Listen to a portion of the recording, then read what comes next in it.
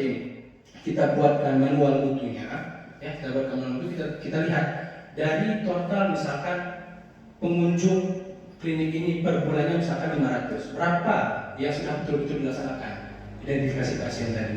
Kita lihat di mana sumbernya, dari misalkan rekam medis, ya, atau status dan segala macam. Nah, itu perlu dinilai.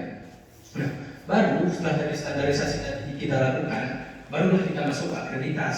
Nah, standar-standar tadi yang kita tetapkan harus berkesinambungan dengan elemen-elemen penilaian yang ada di Kementerian Kesehatan. Yang tadi saya sampaikan ada 104 elemen penilaian. Baru nanti kalau tadi standar dilakukan oleh pihak internal kita, kalau akreditasi dilakukan oleh pihak eksternal dari klinik kita, ya kan? Kemudian baru nanti setelah diakreditasi, yang tidak boleh kita lupakan adalah CQI, Continuous Quality Improvement. Sesuai dengan namanya, Continuous Berkelanjutan Kualitas Improvement itu adalah peningkatan. Berarti peningkatan kualitas yang berkelanjutan. Tidak hanya selesai keluar sertifikat sudah terakreditasi, kita juga selesai mutunya, tidak. Kita harapkan adalah yang terakhir ini, Continuous Quality Improvement. Kemudian kalau ini, ya, ini adalah syarat-syarat. Kalau di elemen penilaian itu ada namanya TKK, tata kelola klinik. Jadi kalau ini kita insya Allah sudah kita siapkan semua. Sebenarnya semua hal sudah kita siapkan, tinggal kita pelaksana menjalankan, ya. Jadi kalau ini itu lebih ke ADM klinik yang mengatur. Jadi struktur bagaimana, profil klinik bagaimana, Renstra itu rencana strategis klinik bagaimana, kemudian Renita rencana 5 tahun klinik bagaimana, dan yang terakhir ada clinical bylaws. Clinical bylaws itu kalau di perusahaan itu ADART. Jadi bagaimana mengatur tentang operasional klinik sehari-hari. Ini insya Allah ini untuk struktur sendiri, ya. Mungkin selama ini Kak, kalau struktur hanya ada pimpinan, ya. Di sini ada pimpinan klinik, kemudian ada penanggung jawab klinik, ya, kemudian koordinator administrasi dan sebagainya. Mungkin kita hanya selama ini ada itu, tapi kalau di akreditas wajib ada satu tambahan lagi, itu adalah mutu. Dalam struktur kita kan belum ada mutu, kan? Maksudnya belum ada PPI, kemudian ada pencegahan infeksi, belum ada K3 kesehatan dan keselamatan kerja, belum ada KPK keselamatan pasien klinik, kemudian belum ada PKPKP penanganan kepuasan pelanggan dan keluhan pelanggan dan sebagainya. Itu yang harus kita tambahkan dalam struktur kita.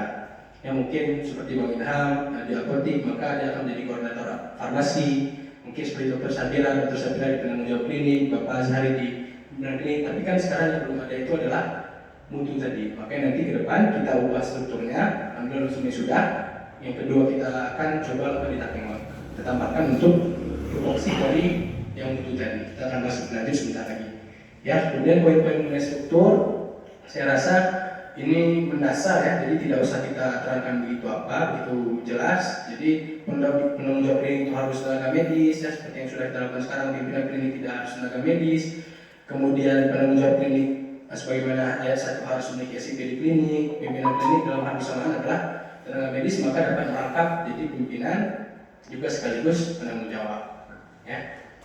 Kemudian profil klinik ini kita skip saja. Nah, clinical bylaws, ya. Clinical bylaws ini cukup penting dalam operasional klinik. Selama ini mungkin kalau kita lihat di grup beberapa bulan ini ada itu kemarin kasus mengenai penambahan peserta. Penambahan peserta, ya, dengan misalkan satu orang kan sudah ditargetkan tuh 40 orang akan bertambah 100.000 per orangnya gaji, seperti itu. Tapi ternyata dalam implementasinya peserta yang diakumulasi oleh BPJS demikian itu ternyata berkurang. Nah, bagaimana sikap klinik? Nah, itu nanti harus dituangkan karena nanti itu menghindari yang namanya sengketa-sengketa dengan pelaksanaan di klinik. Jadi semua jelas ke depan ini, Kak. Tertulis, ya, baik di kontrak, di clinical bylaws, di peraturan internal klinik dan sebagainya. Clinical bylaws ini kalau di rumah sakit itu hospital bylaws. Mereka juga ada peraturan internal klinik. Kemudian saya rasa ini untuk ADM saja, ya. Jadi apakah clinical bylaws sama dengan peraturan internal klinik? Berbeda. Jadi kalau clinical bylaws itu dia lebih substansi dasar dari peraturan-peraturan yang ada di klinik, ya, dia umum, ya. Jadi bisa menjurus-jurus seperti undang-undang, lebih.